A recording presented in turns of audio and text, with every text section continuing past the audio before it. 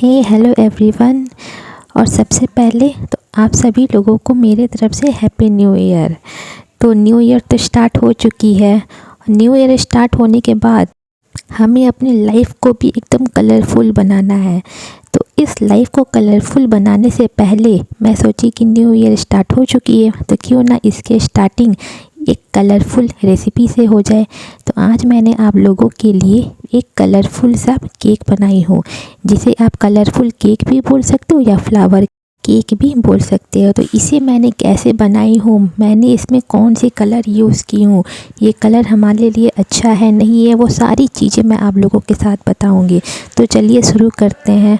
और आप इसे देख सकते हैं कि मैंने इसे एक फ्लावर की डिज़ाइन दी हूँ। तो ये मैं कैसे बनाई हूँ वो सारी चीज़ें बताऊँगी।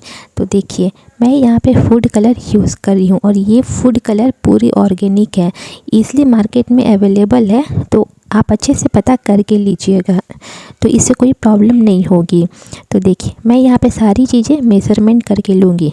तो मैं जिस बॉल से मैदा ले रही हूँ इसमें मेरी 250 ग्राम है, और ये जो छोटी वाली बॉल है वो उसकी थोड़ी सी कम है। तो बस इसी मेज़रमेंट से आप लोग को भी लेना है। ये जो बॉल है बड़े वाली 250 है और छोटी वाली 100 है। तो अब इसी मेज़रमेंट से आप अपने अकॉर्डिंग ले लीजिएगा। तो मैं यहाँ पे पीसी हुई चीनी यूज़ कर रही हूँ। आप जब भी केक बनाएं तो हमेशा पीसी वाली चीनी ही यूज़ करें। उसके बाद मैं इसमें ये रिफ़ाइन ऑयल मिला रही हूँ, और इन दोनों चीज़ों को अच्छे से आपको मिला लेना है। कोई लम्स नहीं होनी चाहिए, बहुत अच्छे तरीके से आपको फेंटना है। तो देखिए मैंने इस तरीके से इसे एकदम फाइन पेस्ट कर ली हूँ। इसके बाद मैं इसमें इस मैदे को ऐड करूँगी। आप चाहो तो धीरे धीरे करके भी ऐड कर सकते हो या फिर डायरेक्टली भी डाल सकते हो। तो मैं इसे डायरेक्टली ही डाल के इसे अच्छे से मिलाऊंगी। और पहले तो ये आपका ड्राई की तरह ही मिलेगा, तो उससे कोई प्रॉब्लम नहीं है। आपको बस चीनी, तेल और मैदा इन्हें अच्छे से मिला लेना है। तो आप भी इसी तरीके से मिला लीजिएगा। तो देखिए मेरा ये चीनी, मैदा और तेल अच्छे तरीके से मिल चुका है, बट इसे हमें एक फ़ाइन पेस्ट बनानी है। तो उसके लिए मैं यहाँ हल्का गर्म दूध यूज़ कर रही हूँ। तो आप लोग भी हल्का गर्म हो दूध उसे ही यूज़ करिएगा। उससे आपका ये जो मिक्सचर है बहुत अच्छे तरीके से मिक्स होता है और आपका ये केक का बैटर भी बहुत अच्छे तरीके से बनता है।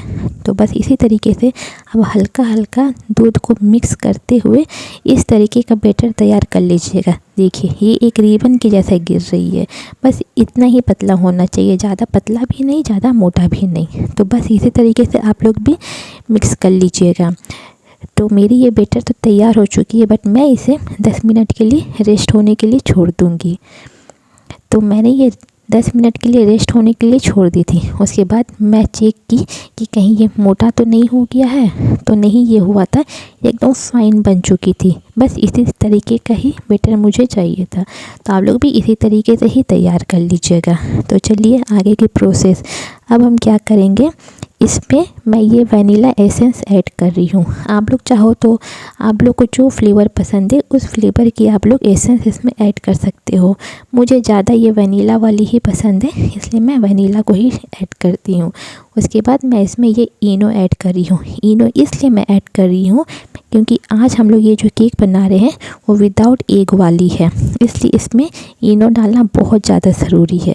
तो इस इनो को अब एक्टिवेट करने के लिए मैं उसमें थोड़ा सा पानी ऐड करूँगी। उससे क्या होगा कि आपका एक्टिवेटर बहुत जल्दी एक्टिव हो जाता है।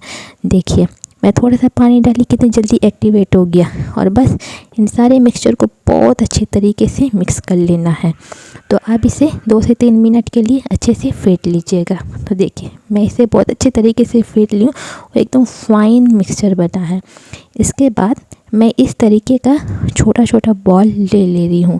तो आप लोग के पास भी छोटा साइज का बॉल होगा, आप लोग उसे ले लीजिएगा।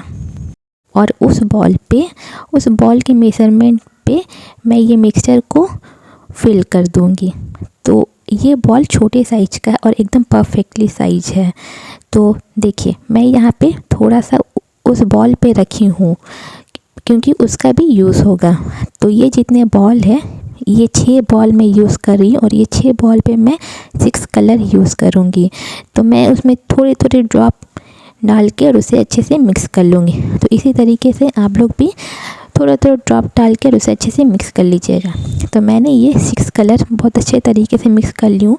तो आप लोग को जैसा कलर पसंद हो या आपके पास जो कलर अवेलेबल हो आप उस कलर की बना लीजिएगा। मैं यहाँ 6 ही यूज़ कर रही हूँ, आप चाहो तो इससे ज़्यादा भी बना सकते हो या कम भी बना सकते हो। तो देखिए मैं ये सब कलर यूज़ कर रही हूँ, रेनबो कलर जैसी, या फिर आप फ्लावर बोल सकते हो। तो देखिए मैं इस मोल्ड पे बनाऊंगी इस केक को। तो मैंने मोल्ड पे सबसे पहले पेपर लगा दी हूँ और उसके ऊपर मैं थोड़ा सा ऑयल ग्रीस कर लूँगी। ये करना बहुत ज़रूरी है। अगर आपका इस तरीके से पेपर नहीं रहेगा और ऑयल नहीं रहेगा तो आपको जो बैटर है वो चिपक सकता है।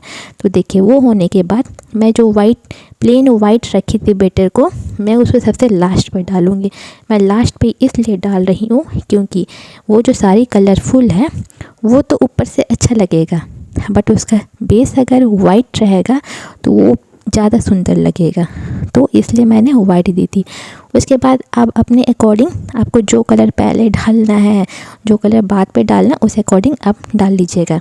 तो आपको सबसे पहले क्या करना है कि आप वाइट के ऊपर जो कलर को आप पहले डालोगे उसे भी आप पूरे तरीके से फिल कर लीजिएगा। अगर पूरा ना भी हो तो कोई प्रॉब्लम नहीं है। उसके बाद आपको सारे कलर को इस तरीके से सेंटर पे डालते हुए ही फिल करना है, इससे आपको फैलाने की ज़रूरत नहीं है। देखिए तो मैं जिस तरीके से बस सारे कलर को अब बस सेंटर पे ही फिल करते जाऊंगी। जैसे मैं इसे सेंटर पे डालते जाऊंगी वो अपने आप धीरे धीरे करके फैलते जाएगा। तो आपको इसी तरीके से फिर सारे कलर को बस सेंटर पे ही डालते जाइएगा और उसे फैलाने की ज़रूरत नहीं है। तो देखिए मैं जैसे धीरे धीरे करके डाल रही हूँ उसी तरीके से आप भी डाल लीजिएगा। तो आप लोग भी इसी तरीके से कर लीजिएगा। ये कलरफुल केक अगर आपके बच्चे को पसंद आया ना तो यकीन मानिए आपके बच्चे कभी बाहर से केक पसंद नहीं करेंगे, घर में पसंद करेंगे। तो देखिए आपकी ये सारी कलर फैलने के बाद क्या है, आप एक स्टिक या फिर माचिस की तिल्ली आप उससे लेके आप एंड से लेकर सेंटर अब इस तरीके से पुश करते हुए एक डिज़ाइन बना सकते हो। तो मुझे ये थोड़ी फ्लावर वाली बनानी थी तो इसलिए मैं उसे फ्लावर वाली ही डिज़ाइन कर रही हूँ। आप चाहो तो कोई और भी डिज़ाइन कर सकते हो, आपको जैसा पसंद हो। बस उसकी थोड़ी सी डिस्टेंस बना के करिएगा, नहीं तो क्या होगा कि आप जो भी ड्रॉ करोगे वो सही से पता नहीं चल पाएगा। तो इसी तरीके से आप लोग भी कर लीजिएगा। तो देखिए इस कलरफुल में फ्लावर वाली ही स्ट्रक्चर ज़्यादा सुंदर लग रही है। तो आप लोग भी इसको ट्राई ज़रूर करिएगा। तो देखिए ये कितने अच्छे तरीके से हो चुकी और ये फैला भी नहीं है। तो चलिए अब इसे हम लोग डालते हैं। तो मैं इस केक को इस कढ़ाई में बना रही हूँ जिसे मैंने पहले ही प्रीहीट होने के लिए छोड़ दी थी। और ये वाइट बेस मेरा नमक है जिसे मैं हमेशा इसी नमक को ही यूज़ करती हूँ, मैं चेंज नहीं करती हूँ।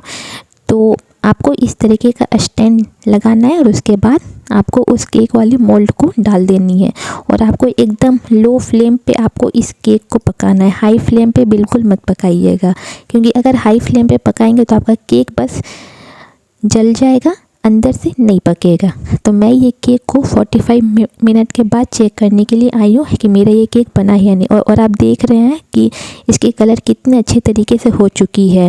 और वैसे मैं तो ये सोची नहीं थी कि इस तरीके का शेप बनेगा, बट देखिए एक आउटर हार्ट और एक इनर हार्ट हो चुकी है। और उसके बाद मैं यहाँ केक को चेक करने आई थी, तो मैं इस स्टिक के थ्रू मैं केक को चेक की हूँ। तो मैंने केक को चेक की थी, तो मेरा केक बहुत परफेक्टली बन चुका था। तो बस इसे ठंडा होने के बाद आप इसे आउट करिएगा। तो मैंने इसे 20 मिनट के लिए ठंडा होने के लिए छोड़ दी थी। तो ये बहुत अच्छी तरीके से ठंडा हो चुकी थी। तो निकालने से पहले आपको एक चाकू की मदद से इस तरीके से आप उसकी साइड पे थोड़ा चाकू चला लीजिएगा कि अगर इसमें कुछ चिपका हो तो वो अच्छे से हट जाए। तो इसी तरीके से आप लोग करिएगा। लेकिन केक को ठंडा होने के बाद अगर गर्म में ही आप करोगे तो आपका केक ईज़िली बाहर नहीं निकलेगा और ख़राब भी हो सकता है। तो इस तरीके से करने के बाद आपको एक प्लेट लेना है और उसमें आपको इस मोल्ड को पलट लेना है। और पलटने के बाद आप थोड़ी थोड़ी टैप कर लीजिएगा ताकि अगर चिपका रहे तो वो अच्छे से निकल जाएगा। तो देखिए ये टैप करने के बाद मेरा ये केक कितनी ईज़िली निकल चुका है। और पेपर मैं इसीलिए बोल रही थी, देखिए ये पेपर आपका बस जो आपका केक है उसमें चिपका हुआ था, आपका ये बैटर उस मोल्ड पे नहीं चिपका था। तो इसीलिए आप लोग भी जब भी केक बनाओगे तो पेपर का यूज़ ज़रूर करिएगा। तो उसके बाद मैंने वो सारी पेपर को हटा के उसके बाद आपको आराम से धीरे से इस केक को पलट लेना है। पलटने के बाद आप देख सकते हैं कि कितनी अच्छी तरीके से फूली है और कितनी अच्छी दिख रही है, एक बड़ा हार्ट और एक छोटा हार्ट। मैं ये सोची नहीं थी कि ऐसा बनेगा, बट सच में मैं भी शॉक हो गई। तो आप लोग भी ऐसा ज़रूर ट्राई करिएगा। तो चलिए फिर कट करके देखते हैं कि मेरा ये केक अंदर से अच्छे से कलरफुल बना है या नहीं बना है, क्योंकि रिज़ल्ट दिखाना बहुत ज़्यादा ज़रूरी है। तब आप लोग यकीन करोगे और ट्रस्ट करोगे कि मैं जिस मेथड से बनाई हूँ वो मेथड सही है या नहीं है। तो देखिए क्या होता है रिज़ल्ट। तो मैंने ये कट कर ली हूँ। उसके बाद देखिए क्या है, ये जो भी चीज़ बनाऊँ आप लोगों के सामने मैं लाइव ही दिखाती हूँ। तो देखिए इसकी कलरफुल कितने अच्छे तरीके से फैली है, इसलिए मैं आप लोगों के साथ सारी चीज़ें ट्रूली शेयर करती हूँ कि मैं जो भी चीज़ बना रही हूँ वो चीज़ आप लोग भी घर पे बनाओ और इतने अच्छे तरीके से रिज़ल्ट पाओ। तो देखिए आप लोग इस तरीके से घर में केक को ज़रूर बनाइएगा। तो अगर आप लोगों को मेरी ये कलरफुल वाली केक पसंद आई हो तो आप लोग घर पे ज़रूर ट्राई करिएगा। और मेरी ये कोशिश रहती है कि जितनी आसान तरीका हो मैं आप लोगों के साथ वही शेयर करती हूँ। तो ये केक बनाना बहुत आसान था, कोई मुश्किल काम नहीं था, और देख सकती है कितने स्पॉन्जी भी है। तो प्लीज़ आप लोग मेरे चैनल से हमेशा जुड़े रहिए। Thank you.